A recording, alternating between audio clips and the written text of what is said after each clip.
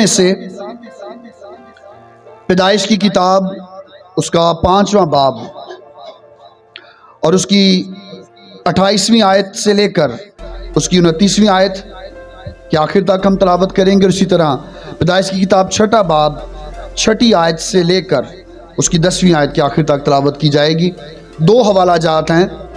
پیدائش کی کتاب اس کا 5واں باب اس کی 28ویں اور 29ویں آیت، اور اسی طرح پیدائش کی کتاب اس کا 6واں باب اس کی 6 آیت سے 10ویں آیت۔ جی سب نے نکال لیا والا؟ خداوند کے کلام میں سے ہم تلاوت کو سنیں گے۔ اور لمک 182 برس کا تھا جب اس سے ایک بیٹا پیدا ہوا، اور اس نے اس کا نام نوح رکھا اور کہا کہ یہ ہمارے ہاتھوں کی محنت اور مشقت سے جو زمین کے سبب سے ہے، جس پر خدا نے لعنت کی ہے، ہمیں آرام دے گا۔ اور اسی طرح 6 باب کی 6 آیت سے 10ویں آیت تک ہم پڑھیں گے۔ کلام میں لکھا ہے، تب خداوند زمین پر انسان کو پیدا کرنے سے ملول ہوا۔ ملول ہوا اس کا مطلب ہے کہ اس نے غم کیا، اور دل میں غم کیا، اور خداوند نے کہا کہ میں انسان کو جسے میں نے پیدا کیا روئے زمین پر سے مٹا ڈالوں گا، انسان سے لے کر حیوان اور رینگنے والے جاندار اور ہوا کے پرندوں تک، کیونکہ میں ان کے بنانے سے ملول ہوا۔ مگر نوح خدا کی نظر میں مقبول ہوا۔ نوح کا نسب نامہ یہ ہے، نوح مرد راست باز اور اپنے زمانے کے لوگوں میں بے عیب تھا، اور نوح خدا کے ساتھ ساتھ چلتا رہا، اور اس سے 3 بیٹے سم، حام اور یافت پیدا ہوئے۔ خداوند کے پاک کلام کا پڑھا اور سنا جانا ہم سبوں کے لیے برکت کا باعث ہو، آمین۔ اس وقت میں میرے عزیزو ہم خداوند کے کلام میں سے نوح کے کردار پر غور کریں گے کہ کس طرح نوح خداوند کا بندہ، خداوند کا مقبول نظر ہوا، اور نوح کی زندگی میں یا اس کے دور میں کون سے بڑے کام سر انجام پائے۔ آج ہم اس پیغام کا پہلا حصہ اس کو سنیں گے، سیکھیں گے، اور جب ہم نوح کا نام سنتے ہیں تو نوح کے نام کا مطلب ہے آرام یا تسلی۔ اور جیسے ہم نے خداوند کے کلام میں سے یہ دیکھا کہ پیدائش کی کتاب اس کا 5واں باب اور اس کی 29ویں آیت میں خداوند کا بندہ نوح جو ہے اس کے لیے یہ کہا گیا ہے کہ وہ جب اس دنیا میں آیا ہے تو وہ اس لعنت سے جو خدا نے کی ہے ہمیں آرام دے گا۔ کسی بھی شخص کے نام کا اس کی شخصیت پر یا اس کے کردار پر بڑا اثر ہوتا ہے، اور جب ہم کسی شخص کے بارے میں بات کرتے ہیں، خاص طور پر کسی بائبل کے کردار کی بابت بات کرتے ہیں، تو ہمیں یہ یاد رکھنا ہے کہ لوگ پرانے وقتوں میں اور آج بھی عبرانی معاشرے میں یا اسرائیلی لوگ جو ہیں، جب وہ کسی کا نام رکھتے ہیں تو وہ نام رکھتے ہوئے ضرور اس کے بارے میں سوچ رکھتے ہیں کہ ہم نے اسے بنانا کیا ہے۔ آج جب ہم اپنے بچوں کے نام رکھتے ہیں، معذرت کے ساتھ مجھے اکثر یہ سننے کو ملتا ہے کہ وہ جو فلموں کے نام ہیں یا ڈراموں کے نام ہیں، ہندی نام وہ رکھ دیتے ہیں، ہندوؤں والے نام رکھ دیتے ہیں، اور ہم یہ سمجھتے ہیں کہ نام کی کوئی ایسی بات نہیں، نام ہی رکھنا ہے، کچھ کہہ کر بلانا ہی ہے۔ اور یاد رکھیں کہ جب ہم اپنے بچوں کے ایسے نام رکھتے ہیں تو وہ ان کی شخصیت پر اور ان کے کردار پر گہرا اثر چھوڑتے ہیں۔ نوح جب پیدا ہوا تو کلام میں لکھا ہے کہ اس نے یعنی اس کے باپ نے اس کا نام نوح رکھا اور کہا کہ یہ ہمارے ہاتھوں کی محنت اور مشقت سے جو زمین کے سبب سے ہے، جس پر یعنی کس پر لعنت کی تھی خدا نے؟ زمین پر سب لعنت کی تھی۔ آدم اور حوا نے گناہ کیا تھا تو خدا نے کہا تھا کہ زمین تیرے سبب سے لعنتی ہوئی۔ لیکن نوح کے دور میں یا نوح کی پیدائش کے موقع پر اس کے باپ نے کہا کہ وہ لعنت جو ہماری ہاتھوں کی محنت یا مشقت کے باعث ہے، نوح یہ جو پیدا ہوا ہے یہ ہمیں اس سے آرام دے گا۔ اور تب تک کسی کو نہیں پتا تھا کہ وہ آرام کیسے دے گا، لیکن آج ہم اس کے کردار میں غور کریں گے کہ اس کے نام میں کتنا زیادہ اثر تھا کہ اس نے واقعی زمین کو، اپنے خاندان کو اور خداوند کے منصوبہ اور اس کے پلان کے مطابق اس نے کیسے آرام دیا۔ نوح کے نسب نامے پر جب ہم غور کرتے ہیں تو نوح سیلاب سے پہلے بڑا جو طوفان آیا تھا اس سے پہلے کے لوگوں میں سے 10ویں نمبر پر ہے، اور اس کا باپ خداوند کے کلام میں جیسے لکھا ہے اس کا نام لمک تھا۔ اور یہ لمک میں یہاں پر واضح کرنا چاہتا ہوں کہ پیدائش کی کتاب 4 باب کی 19ویں اور 19 سے 24 آیت میں جو لمک ہے یہ وہ لمک اور یہ لمک دونوں مختلف ہیں۔ اور ہم نے گزشتہ پیغام میں سیت کے نسب نامے پر غور کیا تو یہ لمک جو نوح کا باپ ہے یہ سیت کے نسب نامے یا اس کے خاندان میں سے ہے، لیکن پیدائش کی کتاب اس کے 4 باب کی 19ویں آیت سے 24ویں آیت میں جو لمک ہے، اور خداوند کے کلام میں لکھا ہے کہ یہ ایک راست باز نسل میں سے نہیں تھا، یہ لمک اور نوح کا باپ لمک فرق ہے، ہمیں اس کو ہمیشہ سمجھنا ہے۔ نوح کا دادا، جب ہم اس کی زندگی پر غور کرتے ہیں تو خداوند کے کلام میں لکھا ہے کہ لمک کی پیدائش کے بعد متوسلہ وہ 782 برس جیتا رہا، اور متوسلہ کی کل عمر 969 برس کی ہوئی، یعنی 900 تقریباً 70 برس، ہم 69 لکھا ہے لیکن ہم اسے 70 برس اگر کہیں تو میرے خیال سے غلط نہیں ہوگا کہ 970 برس۔ اور اب تک دنیا میں جتنے بھی انسان پیدا ہوئے آدم سے لے کر اب تک، اس میں سب سے زیادہ لمبی عمر جو ہے وہ متوسلہ کی ہے، اور نوح آدم کے پیدا ہونے کے 200 سال کے بعد پیدا ہوا۔ اور نوح سیلاب سے پہلے وہ بڑا طوفان جو آیا پوری دنیا میں، نوح طوفان سے پہلے اور طوفان کے بعد بھی موجود تھا، لیکن بہت سارے لوگ جو ہے وہ اسی طوفان میں غرق ہو گئے، وہ اسی طوفان میں مر گئے۔ اور اس دور کو جو آدم اور حوا کے پھل کھانے کے بعد کا دور ہے، یاد رکھیں کہ جب ہم بائبل مقدس کو پڑھتے ہیں، ہم ان ایام میں چرچ میں گزشتہ مہینوں سے تھیولوجی کو، علم الہیات کو پڑھ رہے ہیں، تو ہم اس میں یہ پڑھتے ہیں اور آئندہ آپ اس کو سیکھیں گے بھی جو آ رہے ہیں کہ بائبل، پوری بائبل جو ہے یہ 7 ادوار پر مشتمل ہے۔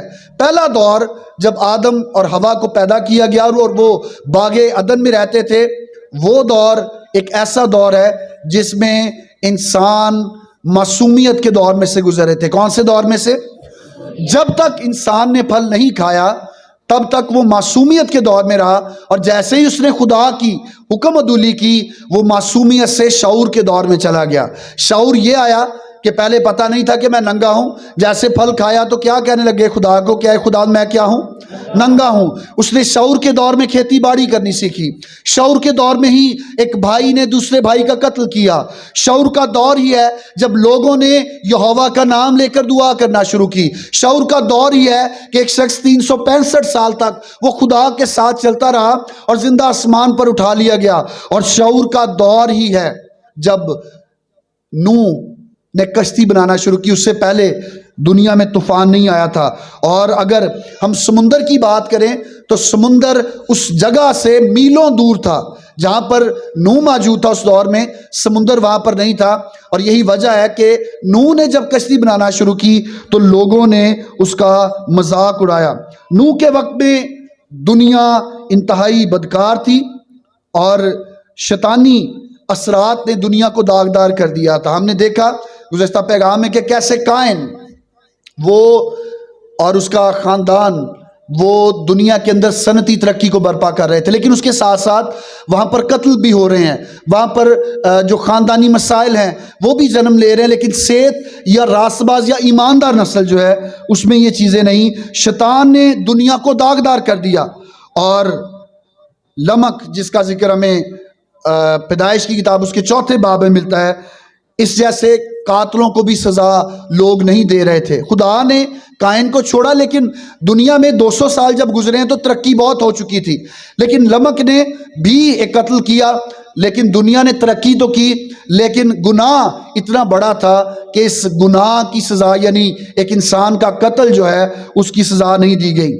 اور کوئی انسانی حکومت نہیں تھی۔ یاد رکھیں اس دور میں کوئی بادشاہ نہیں، کوئی انسانی حکومت نہیں تھی، اور لوگ جو ہیں وہ خدا کے خلاف بغاوت کر رہے تھے۔ لوگ کیا کر رہے تھے؟ خدا کے خلاف بغاوت کر رہے تھے۔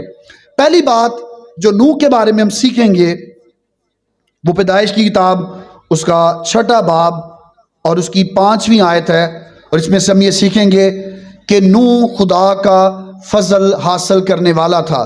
نوح کیا حاصل کرنے والا تھا؟ خدا کا فضل حاصل کرنے والا تھا۔ پیدائش کی کتاب اس کا 6 باب اور اس کی 5ویں آیت میں لکھا ہے، اور خداوند نے دیکھا کہ زمین پر انسان کی بدی بہت بڑھ گئی ہے، اور اس کے دل کے تصور اور خیال سدا برے ہی ہوتے ہیں۔ انسان کی جو بدی ہے وہ بڑھ گئی تھی، اور کلام میں کیا لکھا ہے کہ اس کے دل کے تصور اور خیال سدا کیا ہوتے ہیں؟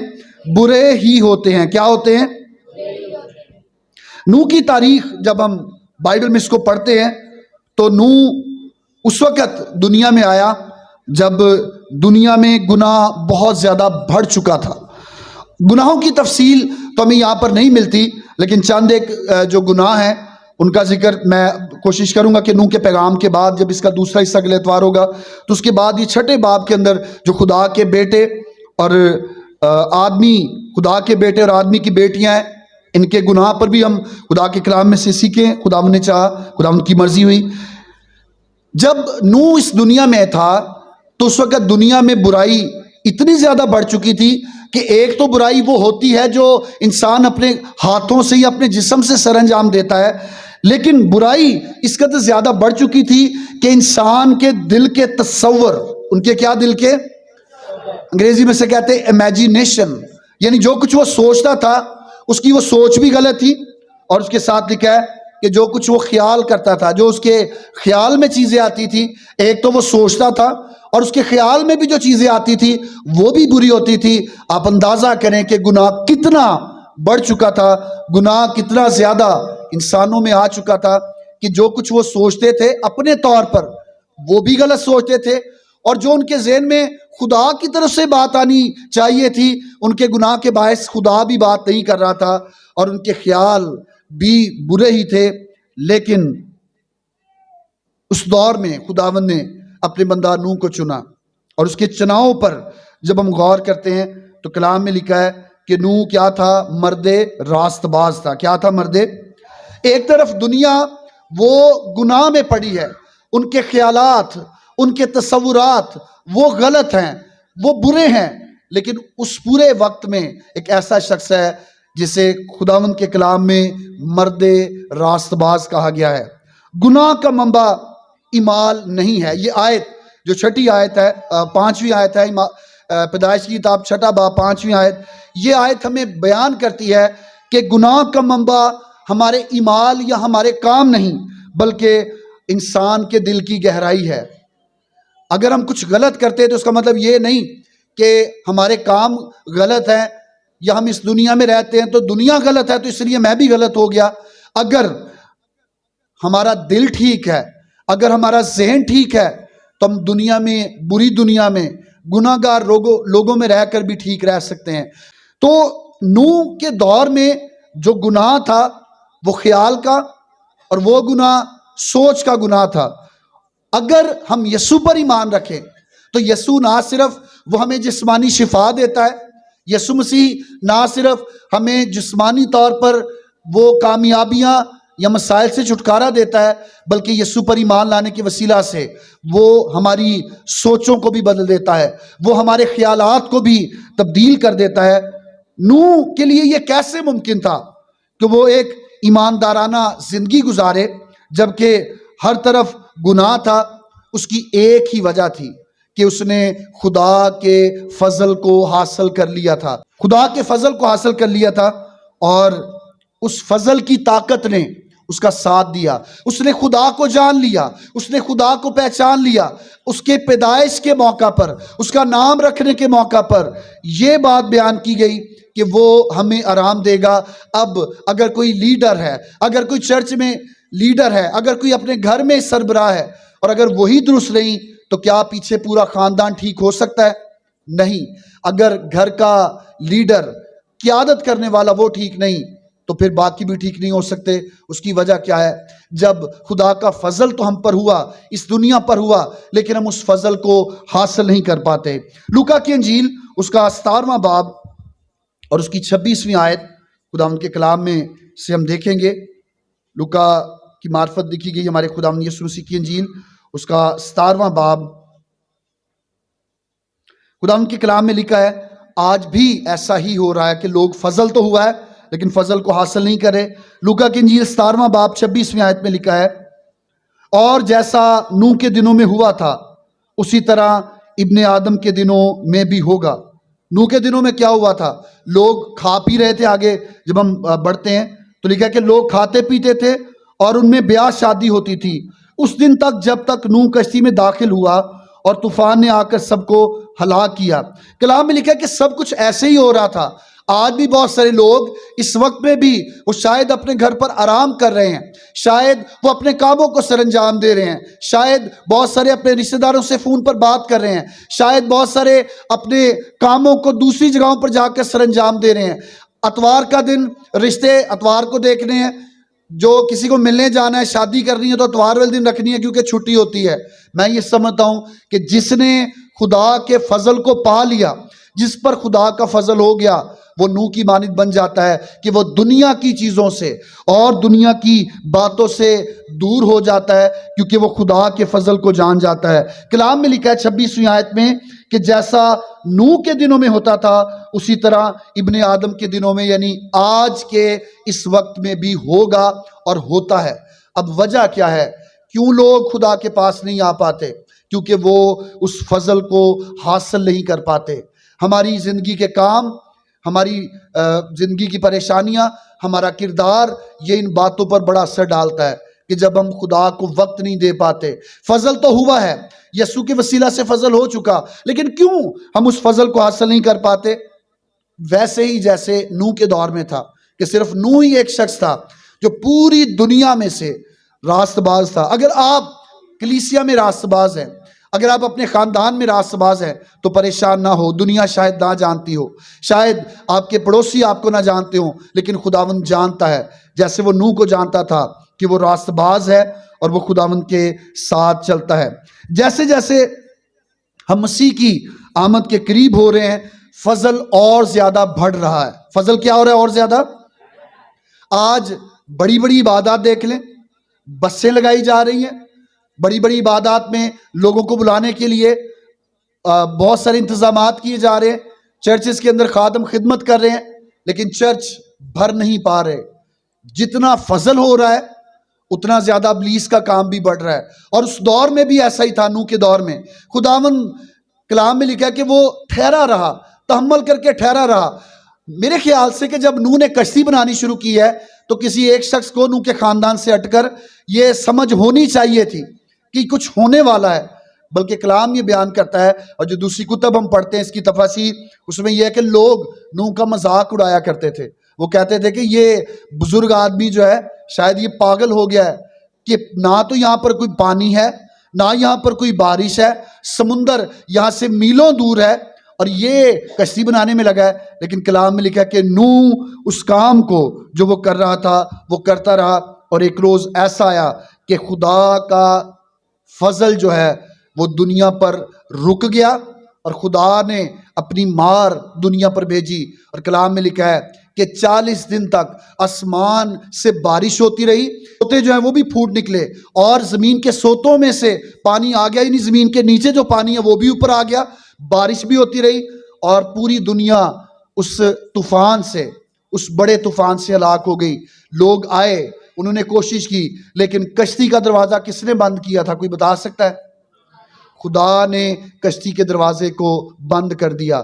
کھولا دروازہ نوح نے تھا، لیکن کشتی کا دروازہ خدا نے بند کیا۔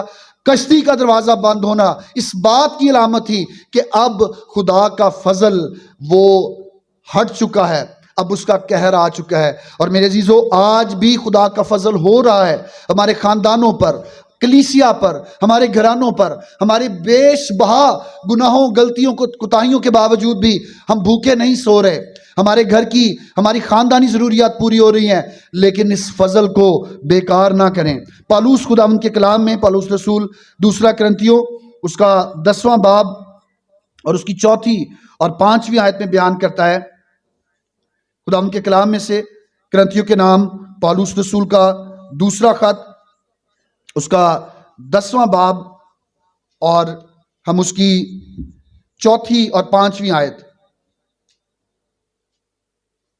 خداوند کے کلام میں لکھا ہے، اسی لیے کہ ہماری لڑائی کے ہتھیار جسمانی نہیں بلکہ خدا کے نزدیک کلوں کو ڈھا دینے کے قابل ہیں، چنانچہ ہم تصورات اور ہر ایک اونچی چیز کو جو خدا کی پہچان کے برخلاف سر اٹھاتے ہوئے ہیں ڈھا دیتے ہیں، اور ہر ایک خیال کو قید کر کے مسیح کا فرما بردار بنا دیتے ہیں۔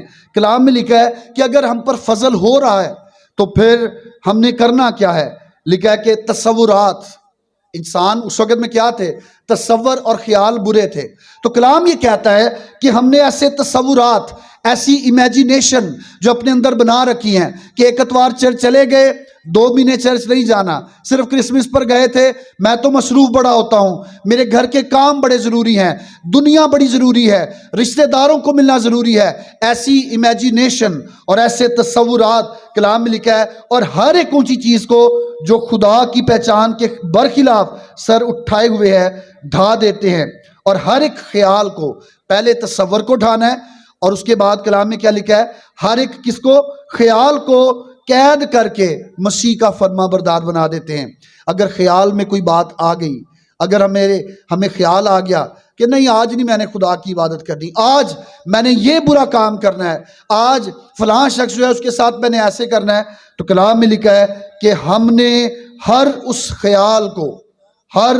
خیال کو مسیح کا فرما بردار بنا دینا ہے، اور اس طرح سے ہم بھی خدا کے فضل کو حاصل کرنے والے ہوں گے۔ اور آج میرے عزیزو، میں آپ کو بتانا چاہتا ہوں نشانیاں، چیزیں جو دنیا میں کام ہو رہے ہیں، جلد ایسا وقت آنے والا ہے کہ کلیسیا آسمان پر اٹھا لی جائے گی۔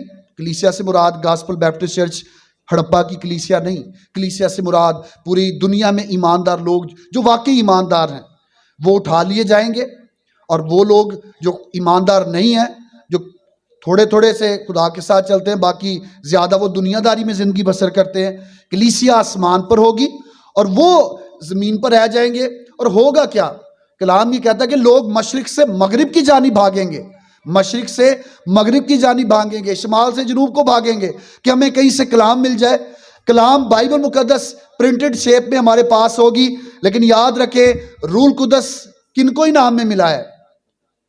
ایمانداروں کو۔ جب ایماندار اس دنیا میں نہیں ہوں گے تو روح القدس بھی اٹھا لیا جائے گا۔ بائبل ہوگی، پرنٹڈ شیپ میں ہوگی، شاید بہت سارے پادری صاحبان بھی چلے جائیں، شاید بہت سارے ایماندار ایلڈر صاحبان بھی چلے جائیں، عام ایماندار بھی چلے جائیں جو چرچ جاتے ہیں، بڑے اچھے طور پر زندگی گزارتے ہیں، سب جب چلے جائیں گے تو روح القدس کس کو انعام میں ملا ہے؟ ایمانداروں کو ملا ہے۔ جب ایماندار نہیں رہیں گے تو روح القدس بھی لے لیا جائے گا۔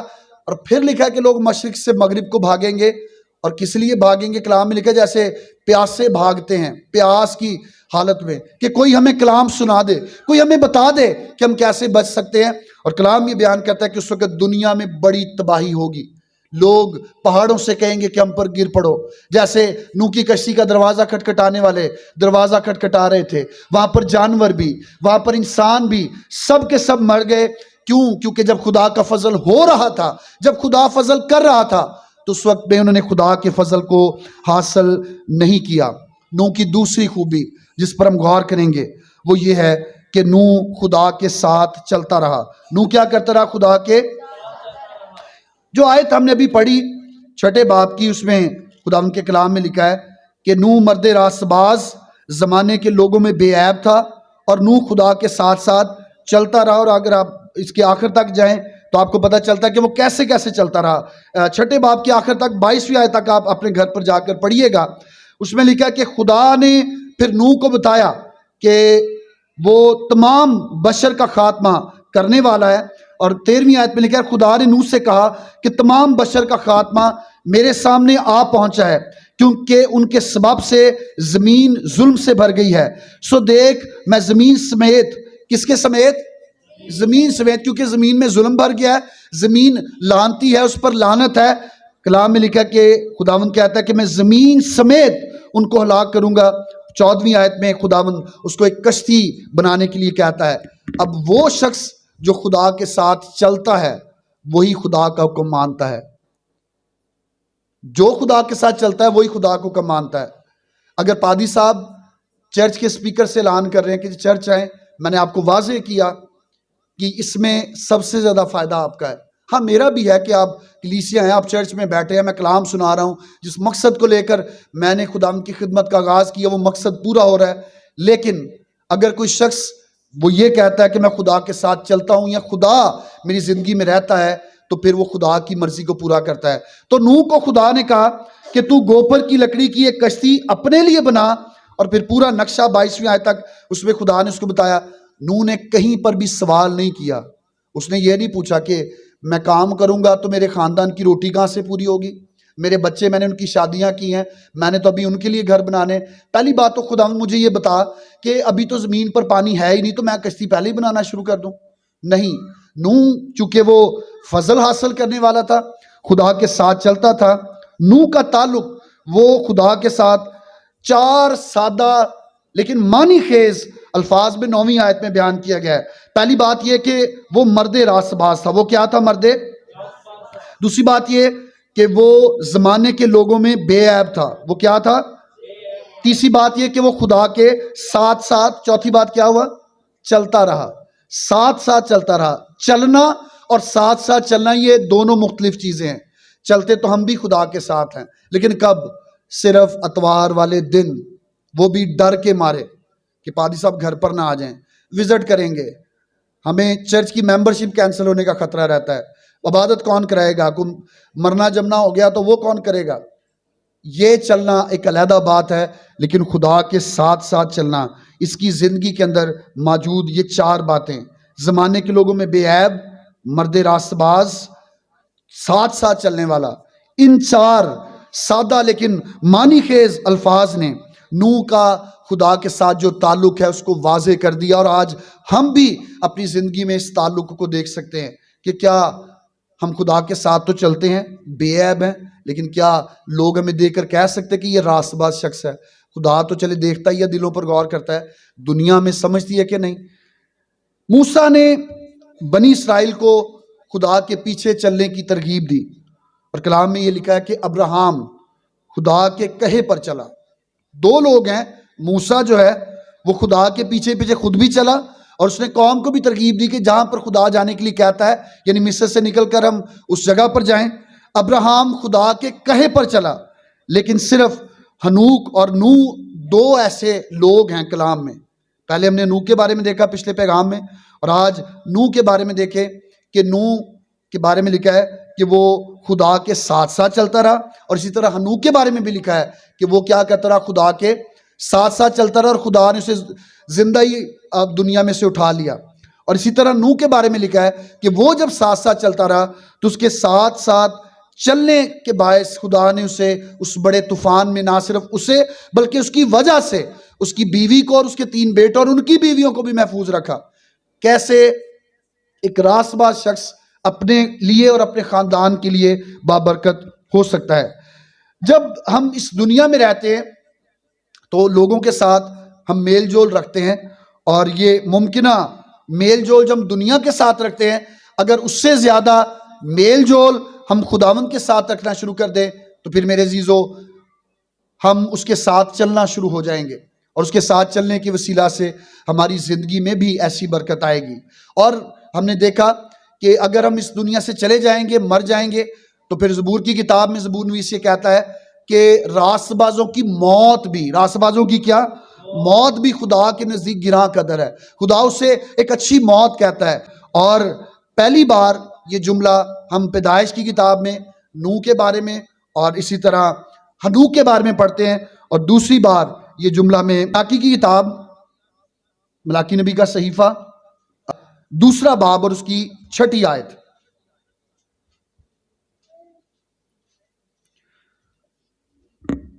خداوند کے کلام میں لکھا ہے، ملاکی کی کتاب اس کا 2 باب اور 6 آیت، سچائی کی شریعت اس کے منہ میں تھی اور اس کے لبوں پر ناراستی نہ پائی گئی. وہ میرے حضور سلامتی اور راستی سے چلتا رہا اور بہتوں کو بدی کی راہ سے واپس لایا. یہ کاہنوں کے لیے یا خدا کے خادموں کے لیے یہ آیت بیان کی گئی ہے. خدا کے جو خادم ہیں ان پر اس آیت کا اطلاق ہوتا ہے، لیکن چونکہ ہم سب شاہی کاہنوں کا فرقہ، ایک مقدس نسل اور ایک پاک نسل ہیں، تو اس آیت کا جو اطلاق ہے وہ ہم سب پر بھی ہوتا ہے کہ سچائی کی شریعت وہ ہمارے منہ میں ہونی چاہیے، ہمارے لبوں پر ناراضی نہیں ہونی چاہیے، اور ہمیں راستی کے ساتھ چلتے رہنا چاہیے اور بہتوں کو بدی سے واپس لانا چاہیے. خداوند کا کلام یہ بیان کرتا ہے کہ نوح ایسا کرتا رہا، وہ منادی کرتا رہا. عبرانیوں کے خط میں پالوس یہ کہتا ہے، اور ہم آئندہ اتوار میں اس پر غور بھی کریں گے کہ کیسے نوح جو ہے وہ منادی کرتا رہا، وہ لوگوں کو بتاتا رہا، وہ خبر دیتا رہا کہ چھوڑ دو ان برے کاموں کو. پہلی بات یہ کہ لوگوں نے اس سے مانا نہیں، اور دوسری بات یہ کہ وہ اس پر یقین نہیں کرتے تھے. کیونکہ میرے عزیزو، آج بھی خدا کا کلام ہمیں بیان کر رہا ہے، آج بھی خدا کے خادم جو راستی کے ساتھ، جو سچائی کے ساتھ کلام بیان کرتے ہیں، وہ ہمیں یہ کہتے ہیں کہ آ جاؤ، خدا کے پاس آ جاؤ. آج اس کا دروازہ کھلا ہے، آج وہ ہمیں بلاتا ہے، لیکن شاید ہم بھی اپنی زندگی کے کاموں میں لگے رہتے ہیں. تیسری اور آخری بات جو آج کے پیغام میں ہم دیکھیں گے وہ یہ کہ نوح ایک ایماندار تھا. نوح کیا تھا جی؟ ہم نے دیکھا کہ نوح وہ خدا کا فضل حاصل کرنے والا تھا، اور دوسری بات ہم نے یہ سیکھی کہ نوح خدا کے ساتھ ساتھ کیا کرتا رہا؟ چلتا رہا. تیسری بات جس پر ہم غور کریں گے وہ پیدائش کی کتاب اور اس کا 7واں باب اور اس کی پہلی آیت سے 16ویں آیت تک ہے. آپ اس کو اپنے گھر پر جا کر پڑھ سکتے ہیں کہ نوح ایک ایماندار تھا. اگرچہ نوح لوگوں میں، ایسے لوگوں میں گھرا تھا جو کہ ناپاک لوگ تھے، برے کام کرتے تھے، لیکن کلام میں لکھا ہے 7ویں باب کی پہلی چند آیات آپ کے لیے پڑھوں گا. اور خداوند نے نوح سے کہا کہ تو اپنے پورے خاندان کے ساتھ کشتی میں آ، کیونکہ میں نے تجھ ہی کو اپنے سامنے اس زمانے میں راست باز دیکھا ہے. اور پھر دوسری آیت سے 16ویں آیت میں خداوند یہ بتاتا ہے کہ تو نے کون کون سے جانور اور کیسے جانور یا پرندے لے کر آنے ہیں، اور اسی کے ساتھ خداوند اسے یہ بیان کرتا ہے کہ اس کے خاندان میں سے کون کون جائے گا. نوح بھلے وہ اس دنیا میں اور اس نسل میں گھرا ہوا تھا جو ناپاک اور لا قانونیت پہ مصروف تھی، اس کے باوجود اس کا یقین تھا کہ خدا جو وقت کو ترتیب دینے والا ہے وہ دنیا میں اپنے وقت پر اپنی مرضی کو ظاہر کرے گا. ایک چرچ ڈینومینیشن ہے، میں اس کا نام نہیں لوں گا، اگر آپ بعد میں پوچھنا چاہیں تو آپ پوچھ سکتے ہیں. وہ چند سال پہلے، 5 سال 10 سال پہلے، انہوں نے اپنے چرچ میں، بہت بڑا چرچ کا نظام ہے، انہوں نے اپنے چرچ میں یہ اعلان کیا کہ یسوع مسیح کے لیے جو ہم کہہ رہے تھے کہ یسوع جلد آنے والا ہے، انہوں نے اپنے چرچ میں اعلان کیا کہ لوگوں نے پوچھ کر ہم سے، انہوں نے ہمیں کہا کہ لوگ کہتے کہ یسوع ابھی تک آیا کیوں نہیں، آپ تو کہتے تھے یسوع جلد آنے والا ہے کلام کے مطابق. تو انہوں نے اپنے چرچ میں، ان کے بڑوں نے بیٹھ کر یہ فیصلہ کیا کہ اب ہم لوگوں کو بتا دیں کہ یسوع نہیں آنے والا. اگر آپ نے اچھی زندگی گزارنی ہے گزاریں، آپ کو آسمان پر سب کچھ ملے گا، لیکن یسوع نے نہیں آنا. وجہ کیا ہے؟ اس دنیا کے اندر جو نظام ہے، اس دنیا کے اندر آنے والی تبدیلیاں جو ہیں وہ ہمارے ایمان پر بھی اثر انداز ہوتی ہیں. لیکن خداوند ابھی تک خدا نے بارش شروع نہیں کی تھی، ابھی تک زمین کے سوتے پھوٹے نہیں تھے، لیکن خداوند 7ویں باب میں اسے کہتا ہے کہ کشتی میں آ جا. نوح وہاں پر بھی ایمان کا اظہار کرتا اور وہ خدا کی بات کو مانتا ہے. اس سے پہلے بارش نہیں ہوئی تھی، یاد رکھے. اس سے پہلے سمندر جو ہے وہ اس قدر زیادہ معجزہ نہیں ہوا تھا. اس جگہ پر جہاں پر یہ جگہ جہاں پر موجود ہے آج بھی، وہاں پر سمندر اس وقت بھی کوسوں دور تھا اور آج بھی کوسوں دور ہے، وہاں سے میلوں دور ہے. خداوند کے بندہ نوح نے ایمان رکھ کر، یعنی جو کچھ خدا نے کہا اس نے وہ مان کر اس بات کے اوپر عمل کیا، اور اس وجہ سے ہم یہ کہتے ہیں کہ نوح ایک ایماندار شخص تھا. ایمان کی بہت سی جو تعریف کی جاتی ہے، بہت سی جو اس کی ڈیفینیشنز ہیں، اس میں ایمان کی ایک یہ تعریف بھی ہے کہ جو کچھ خدا کہتا ہے اس پر عمل کرنا. جو کچھ خدا کہتا ہے اس پر کیا کرنا؟ ہمارے لیے بہت سارے ایسے سوالات خادم ہوتے ہوئے، پاسٹر ہوتے ہوئے ہوتے ہیں. بہت سے لوگ جو چرچ نہیں آتے، ان کو کہا جائے آپ چرچ آئیں تو سب سے پہلا جواب کیا ہوتا ہے؟ کوئی بتا سکتا ہے؟ بڑا آسان سا جواب ہے. کیا کہتے ہیں؟ ٹائم نہیں ہے۔ دوسرا جواب کیا ہوتا ہے؟ مجھے گن کر جواب آتے ہیں، گرجے بہت آنی خدا بہندا۔ تیسری بات، جڑے گرجے جاندے نے اسی ویکھیا ہو جڑے کوئی ایماندار نے۔ چوتھی بات یہ، اتھے تو عبادت ہی بڑی لمبی ہوندی ہے۔ یہ ساری چیزیں ہیں جو ہمارے سامنے آتی ہیں اور ہم ان باتوں سے ظاہر کرتے ہیں کہ ہم جو کچھ خدا نے کہا ہے ہم اس کو ویسے مان نہیں رہے۔ کلام میں سادہ بات لکھی ہے کہ تو میری عبادت اور پرستش کرنا تو میں کیا کروں گا؟ یہ نہیں لکھا کہ کتنی دیر کرنا، یہ نہیں لکھا کہ جے کار کر لیں گے تو بھی چنگی، یہ نہیں لکھا کہ جڑے کر دے نے وہ کنج دے نے، لکھا کہ تو کرنا، یہ نہیں کہا کہ تم کرنا، لکھا کہ تو خداوند کی عبادت اور پرستش کرنا تو وہ تیرے روٹی اور پانی پر کیا کرے گا؟ برکت دے گا۔ اب ہم اس کا حکم نہیں مان رہے، ایماندار ہونے کا اظہار اپنی زندگی سے نہیں کر رہے، گھر میں برکت بھی نہیں ہوتی کیونکہ ہم نے ایمان کی تعریف ہی مختلف کر دی۔ ہم یہ سمجھتے ہیں کہ دعا جو چرچ میں کی جاتی ہے وہ گھر پر منجی پر بیٹھ کر بھی کی جاتی ہے۔ میرے عزیزو، یہ تب ہوتا ہے جب ایمان کمزور ہوتا ہے۔ نوح نے ایک بھی سوال خدا کے سامنے نہیں کیا کہ پانی کدھر ہے، خداوند نے کوئی ایسی بات نہیں کی۔ کئی دفعہ ہم دنیا کے خوف سے، دنیا کے ڈر سے خدا کی کہی ہوئی بات پر عمل نہیں کر رہے ہوتے، اور کلام میں لکھا کہ خدا کے حکم سخت نہیں ہے، ہم اس کے اندر رہتے ہوئے اپنے لیے خود سختیوں کو پیدا کرتے ہیں۔ نوح ایک ایماندار تھا، اور ایماندار شخص وہ ہوتا ہے جیسے اس کو کہا جائے، جیسے اس کو بتایا جائے وہ اس بات کو ویسے ہی مان لے۔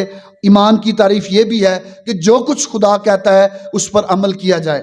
اگر وہ کہتا ہے کہ عبادت اور پرستش کرنا تو وہ عبادت اور پرستش گھر پر اکیلے بیٹھ کر نہ کریں، اگر چرچ موجود ہے پاس تو اس وہاں پر جائیں۔ اگر خداوند یہ چاہتا ہے کہ یسوع پر ایمان لے آؤ، اسے اپنا شخصی نجات دہندہ مان لو، تو یہ عذر پیش نہ کریں کہ میں بچپن میں مخصوص ہو گیا تھا یا میرا بپتسمہ ہو گیا تھا، میں ایماندار ہی ہوں۔ کوئی عذر پیش نہ کریں۔ ایماندار شخص وہ ہے جو خدا کی کہی ہوئی بات کو مانتا ہے۔ اب آپ دیکھیں تین باتیں، نوح خدا کا فضل حاصل کرنے والا ہے، خدا کے ساتھ چلنے والا ہے، ایک ایماندار ہے۔ اکیلا نوح پورے خاندان میں سے ہے، بیوی کے بارے میں نہیں لکھا کہ وہ ایماندار تھی یا نہیں، اور غالباً وہ اتنی نہیں ہوگی جتنا نوح تھا۔ بچے نہیں ہوں گے آگے جب ہم چل کر سمہام یافت کے بارے میں دیکھیں گے کہ پھر گناہ پھر ان سے ہی شروع ہو گیا۔ اس کا مطلب یہ ہے کہ کہیں نہ کہیں گناہ کا عنصر موجود تھا، لیکن نوح کے ایمان کے باعث ایک لیڈر جو گھر کا لیڈر ہے، ایک رہنما جو گھر کی رہنمائی کرتا ہے، اس کے ایمان کے باعث خدا نے اس کے خاندان کو بچا لیا۔ آج ہم اپنی زندگیوں پر غور کریں، اس بری دنیا میں رہ کر جہاں پر خدا کے پاس نہ آنے کے لیے ہزار بہانے ہیں، خدا سے دور جانے کے لیے ہمارے پاس ہزار ایسی باتیں موجود ہیں جو کہ ہم کہہ کر جان چھڑوا سکتے ہیں۔ خدا کے گھر آنے سے، دعا کرنے سے، بہت سارے لوگ ہیں گھر پر جب دعا کی جاتی ہے وہ پہلے ہی سو جاتے ہیں۔ وجہ کیا ہے؟ ہمارا دل خدا کے ساتھ نہیں ہے۔ چرچ کی آواز سنتے ہیں، گیت گا کر، کوائر زبور گا کر کہہ رہی ہوتی جی آج دن سب سن دیو، سن کر ہی خیال آ جائے کہ میں نے بھی اپنا دل سخت کیا ہے، آج میں چرچ میں جاؤں گا۔ میں ایسے بہت سارے لوگوں سے واقف ہوں۔ میرے عزیزو، نوح کے دور میں صرف نوح راست باز تھا۔ آج کے دور میں خداوند اپنے فضل کو جاری رکھے ہوئے ہے، وہ یہ چاہتا ہے کہ ہم سب راست باز بنیں۔ وہ یہ چاہتا ہے کہ صرف چرچ کے پادری صاحب خدا کے ساتھ نہ چلیں، صرف ایلڈر صاحب خدا کے ساتھ نہ چلیں، خاندان میں سے ایک شخص نہیں بلکہ پورا خاندان خدا کے ساتھ چلے۔ موسیٰ اور ابراہم، ان کے لیے بھی کلام میں لکھا ہے کہ موسیٰ خدا کے پیچھے پیچھے چل رہا تھا، ابراہم خدا کے کہے جیسے خدا کہتا تھا ویسے مانتا تھا، لیکن نوح وہ خدا کے ساتھ ساتھ چلتا تھا۔ جب ہم کسی کے ساتھ ہوتے ہیں تو ہماری کوئی بھی چیز اور اس کی کوئی بھی چیز وہ ہم سے چھپی ہوئی نہیں ہوتی۔ جب ہم قدم با قدم خدا کے ساتھ چلیں گے تو ہماری زندگی میں برکت آئے گی۔ اور تیسری بات یہ کہ ہم اچھے ایماندار بنیں، یعنی جو کچھ کلام میں لکھا ہے، جو کچھ کوئی خدا کا خادم کلام میں سے بیان کرتا ہے تو ہم اس کہے ہوئے کو مانیں، پھر ہی ہم ایماندار ٹھہریں گے۔ آج میرے عزیزو، میری خداوند سے دعا ہے کہ خداوند اس کلام کو جسے ہم نے سنا، تین باتوں پر ہم نے غور کی اور چار باتیں اسی پیغام کی ہم اگلے اتوار میں سنیں گے۔ خداوند ہمیں یہ توفیق بخشے کہ ہم جب ان کرداروں کا مطالعہ کرتے ہیں تو ان کرداروں کی وسیلہ سے ہم اپنی زندگی کو، ہم اپنے کردار، اپنے کریکٹر کو بہتر کریں، تاکہ خداوند خدا ہمیں برکت دے اور ہم ایک راست باز زندگی گزارتے ہوئے خداوند کے ساتھ ساتھ چلتے رہیں۔ خداوند کا کلام جو سنایا گیا ہم سبوں کے لیے بابرکت ہو، آمین۔